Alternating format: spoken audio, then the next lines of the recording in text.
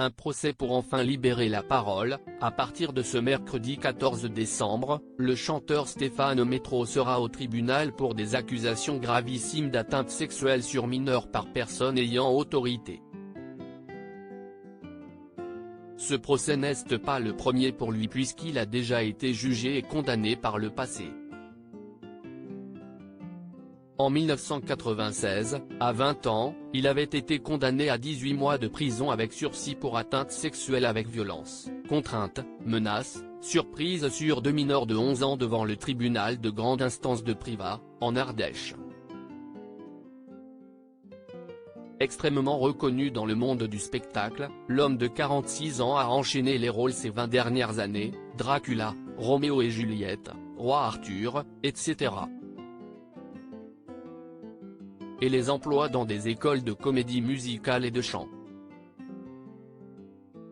Des emplois et des lieux où il aurait trouvé ses nombreuses victimes selon une longue enquête sortie dans le journal Libération ce mardi.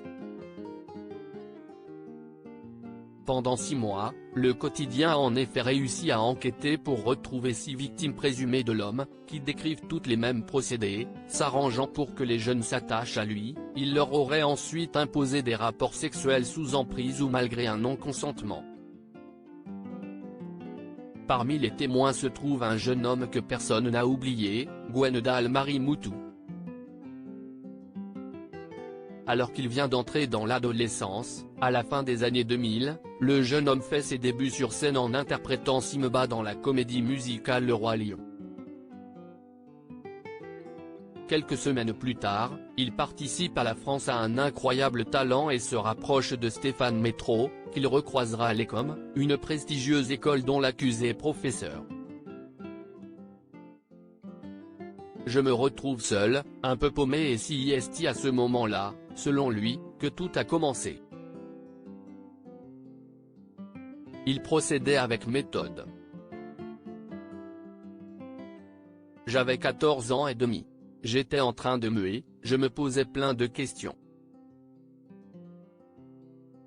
La semaine à l'internat, harcelé par mes camarades, j'attendais avec impatience le week-end à l'ECOM, l'école de comédie musicale. Stéphane Métro était l'un des profs de chant. J'allais chez lui pour répéter, avec d'autres ados comme moi, a-t-il notamment raconté au journal Libération. Un témoignage fort, sur lequel il donne plus de détails. Je me souviens du McDo le premier soir, dans son salon en regardant Roméo et Juliette dans lequel il jouait. Il éteint les lumières et ça commence. Machinal, rapide. Il sort de la pièce pour se rhabiller. Et je me retrouve seul, un peu paumé.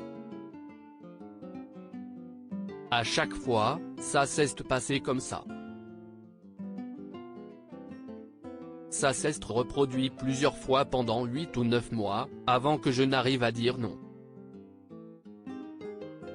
Aujourd'hui, Gwendal a 27 ans et comme de nombreuses autres victimes potentielles, n'a réalisé la portée des gestes de son agresseur qu'il nie à quelque temps, devant les questions de la police. Et refuse désormais de se taire. Peu à peu, j'ai réalisé la manipulation,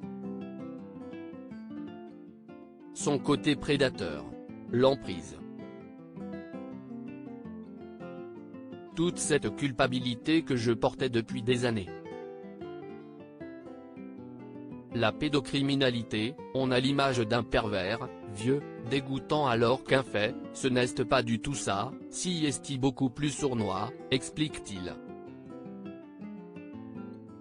Il a ensuite été soutenu par son amie Lola Dubini sur Twitter.